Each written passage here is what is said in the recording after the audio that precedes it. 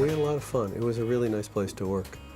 It was a genuinely, it was a great environment to go to work to. She was just this huge optimist, which came during a time where many women on television were being represented as neurotic. And I was very proud to bring joy as a woman to television and not neuroses. I really felt that there was something magic and special there. It was something I wrote with Dottie Dartland.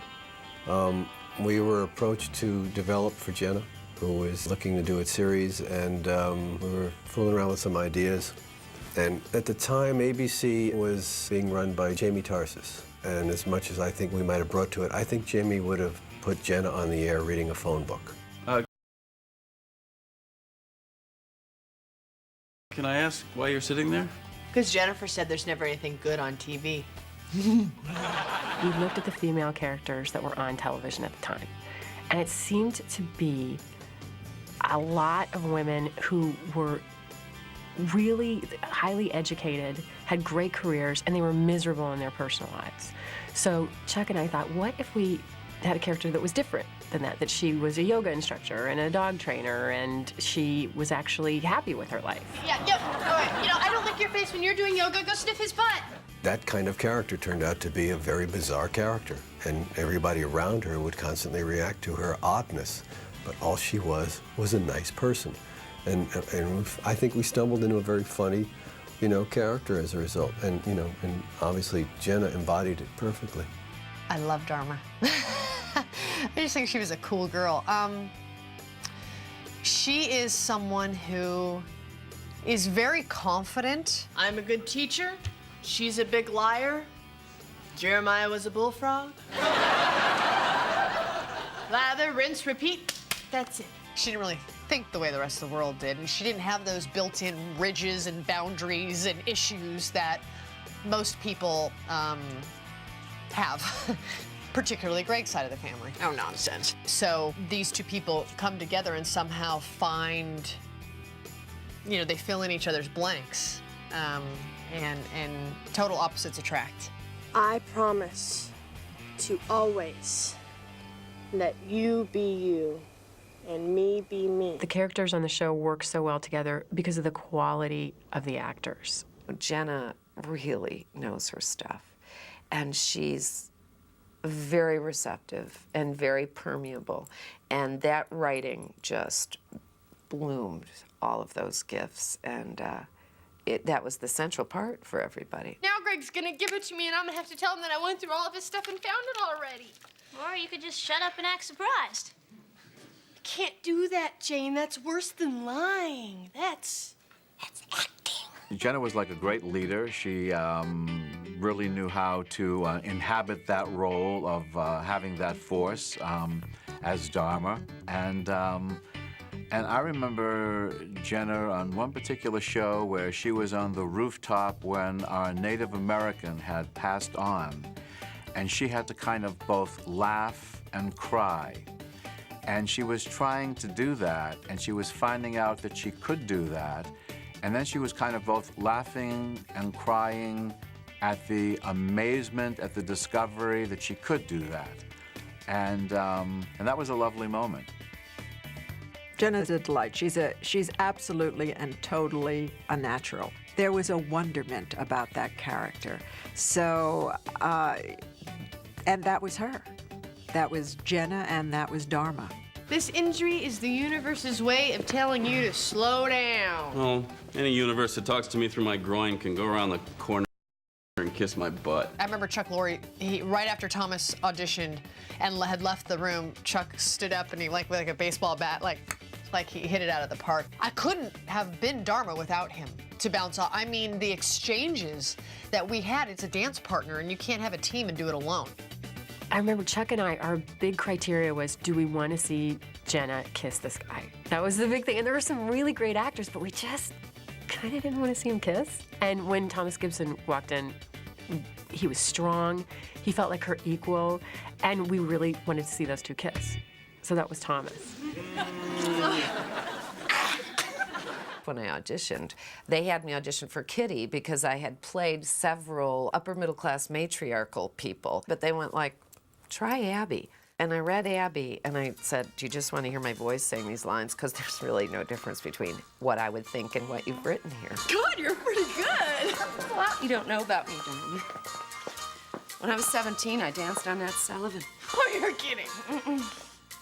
He liked it so much, he put me on the show. And I'll never forget, Susan Sullivan was on the street when I walked out. She had auditioned, and she said, I have a really good feeling about this. And I said, me too. She said, so I'll see you. And we knew. My husband is a psychologist.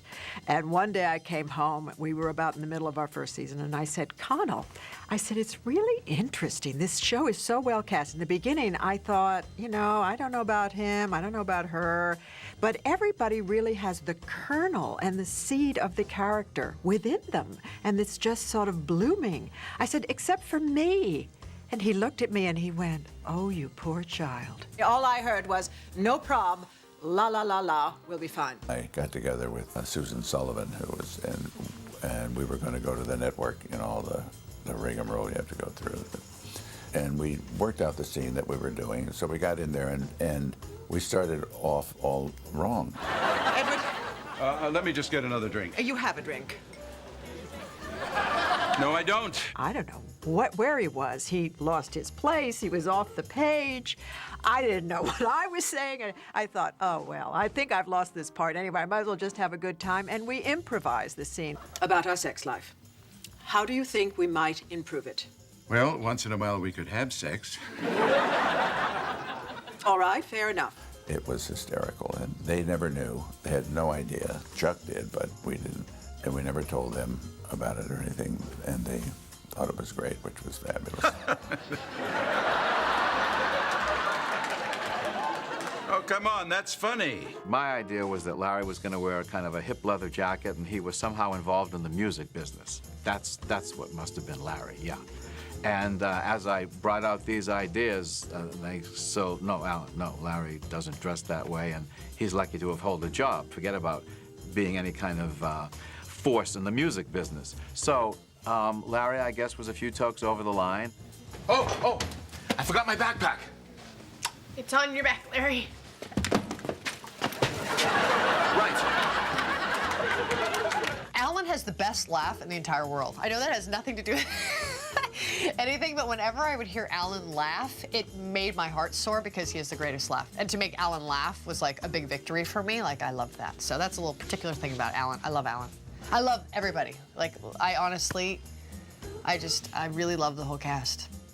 The entire week is like preparing for a party, because even though you're rehearsing Monday, Tuesday, Wednesday, Thursday, you're shooting on Friday night. Friday night is like a party. There's the audience, there are the laughs, and you've worked for it all week, and it's just so much fun. Come on, big guy, drive your coffee table to Idaho! Pretty much every episode during tape night, I would have a complete laughter breakdown during one of the scenes. And I guess that's just me. Filming a show and having a live audience, it brings so much energy and I love it so much. And usually about 3/4 into a taping, I would just have a laughing fit. Something would crack me up, and then I couldn't keep a straight face. And then the makeup, because whenever I laugh, tears start running down my face. And then the makeup artist was like, oh, here she goes. And they would watch me to see, like, is the laughter gonna get to the point where she starts crying? Yes, it is. And then the first lady would be like, and makeup. Because then my mascara would start running down. Hey, San Francisco! Must see this! We knew we had value. We knew we had that because the cast, there was a real sense of love, and also it was a combination of community and integrity. Like, we were all together, but we were all enhanced personally by what was going on. That's pretty unusual, but we had it. And we thought, we want to be here, and people who watch are going to be here with us. Working on Dharma and Greg was just such a huge part of my life and a huge part of my career, and brought me so much joy and pleasure. And I learned so much about so many things working on that show, and it is such a warm place for me. It really was, for the most part, it was a terrific experience. I'm really proud of the show. There were quite a few times there when I was completely in the moment. Good for you. Other times I was listing state capitals in my head, but that was entirely for your benefit. Yay, good for me.